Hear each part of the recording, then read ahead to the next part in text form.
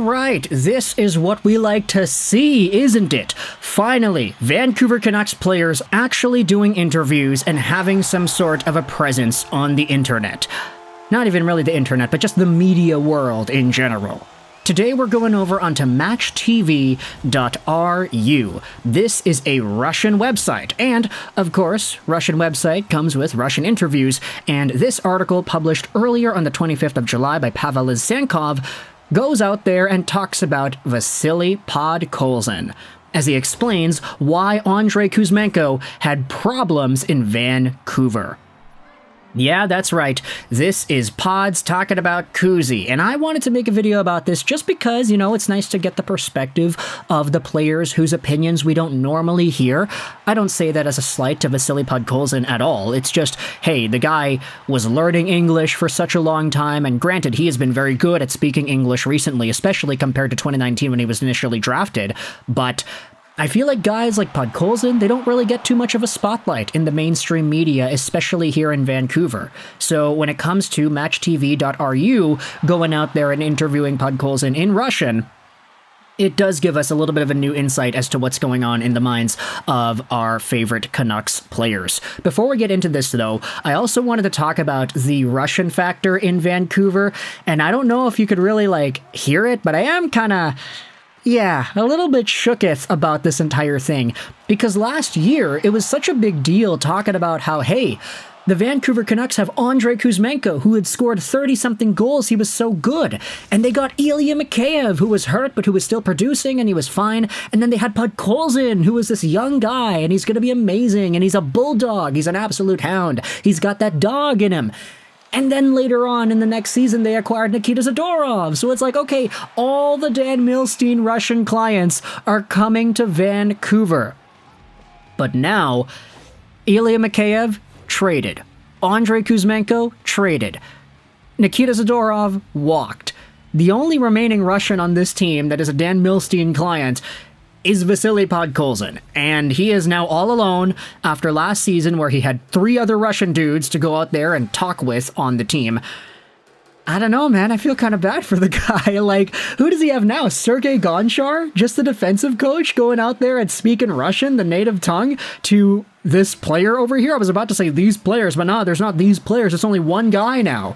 So for Vasili Podkolzin, it is really interesting to get his perspective after the Russian apocalypse that we had seen in Vancouver, where all the guys got traded away or they just straight up walked. And now it's kind of funny with Vasili Podkolzin because it's like, hey, we had already made a video a few days ago. Some people are discussing the idea of a Podkolzin trade now that you had the Daniel Sprong signing. So if you think about it, on paper, Suter, Besser, Miller, Pettersson, DeBrusk, Heinen, Garland, Joshua, Bluger, and then you think about the fourth line. Okay, Kiefer Sherwood's going to be there. You've got Daniel Sprong who's going to be there, and then Niels Höglander, or Vasili Podkolzin, or whomever else can be fitting in on that last spot. Phil DiGiuseppe, Nils Åman. There are a lot of guys here that the Canucks could rotate around. So Vasili Podkolzin already entering that trade conversation too, because his spot on the team, it already wasn't guaranteed before the Daniel Sprong signing. Now that Sprong got signed, it's a little bit more up in the air. Now, it's kind of interesting how the Canucks went from 4 Russians on the team at one time to potentially 0 the next year if Podkolzin gets traded. Either way, let's go out there to this interview and read what Podkolzin has to say about everything that has been going on with the Canucks as of late and what ended up happening with Andrei Kuzmenko. Let's take a look at the article here, translated from Russian into English. Vancouver's Russian forward Vasili Podkolzin told Match TV that the Canadian team's style of play has changed significantly under new head coach Rick Tocchet, which is why forward Andrei Kuzmenko's scoring had dropped. Last season, the 28-year-old Kuzmenko scored 21 points in 43 games for Vancouver in the NHL, after which he was traded to Calgary, where he had earned 25 points in 29 games. Wow, he was under a point per game in Calgary. How crazy is that, eh?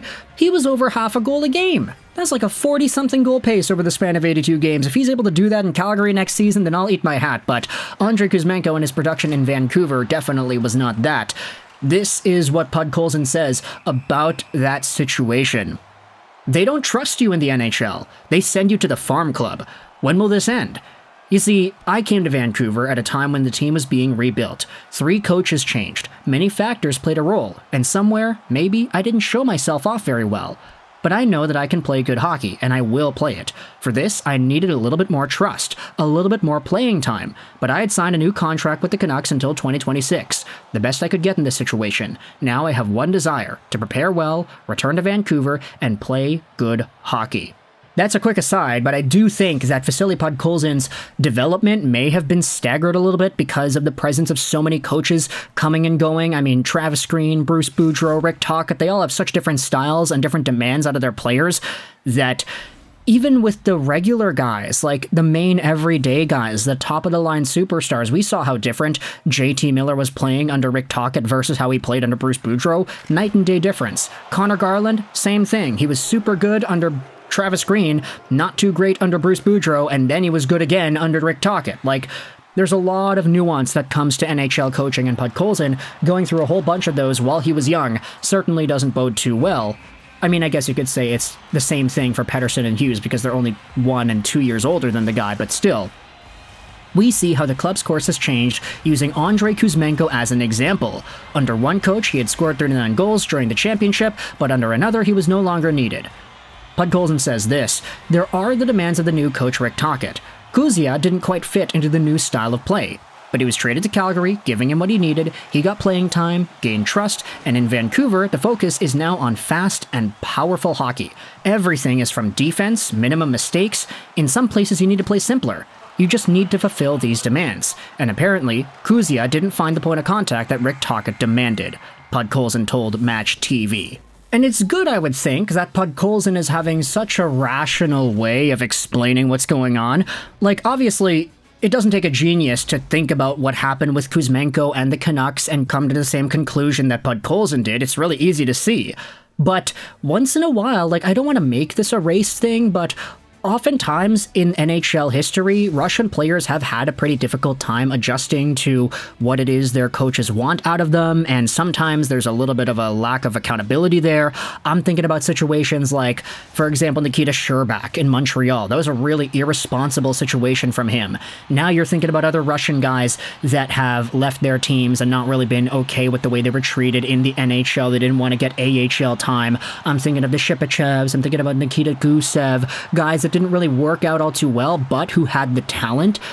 Sometimes there's a little bit of a disconnect there. So I, of course, appreciate that when Andrei Kuzmenko was traded, he was very grateful to Vancouver. He was very open and honest about his love for the city and how he was happy for the opportunity, but now how he's happy with the Calgary Flames and their opportunity that they're giving him, and he was very grateful. He was saying all the right things. And for Podkolzin to have similar sentiments, saying, yeah, he just didn't really vibe with what Rick Tocchet was demanding out of him. Rick Tocchet demands more defense, more effort, etc., etc. These are all things that Podkolzin thrives off of, because ever since he was a prospect at 18, 19 years old, he was super good at putting in 110%, coming in on the back check, making good reads defensively, and scoring points in the offensive zone too. He was all around.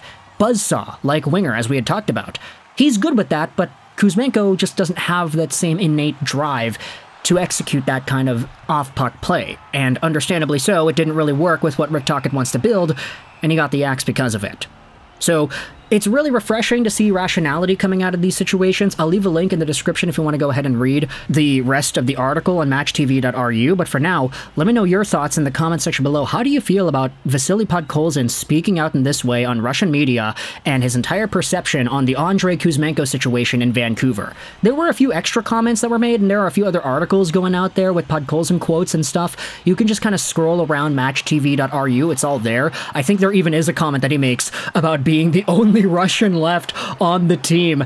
That must be kind of depressing, honestly, when you think about it. You've got all these guys that are countrymen, and you're vibing along with them, and then all of a sudden it's like, boom, you're traded. Sorry, Mikheyev. Then it's boom, you're traded. Sorry, Kuzmenko. And then it's boom, you're gone. Sorry, Zadorov. At least he's got Gonchar left, right? Let me know your thoughts in the comment section below about Vasili Podkolzin and these comments made on Andrei Kuzmenko. I hope you enjoyed this video. And bye.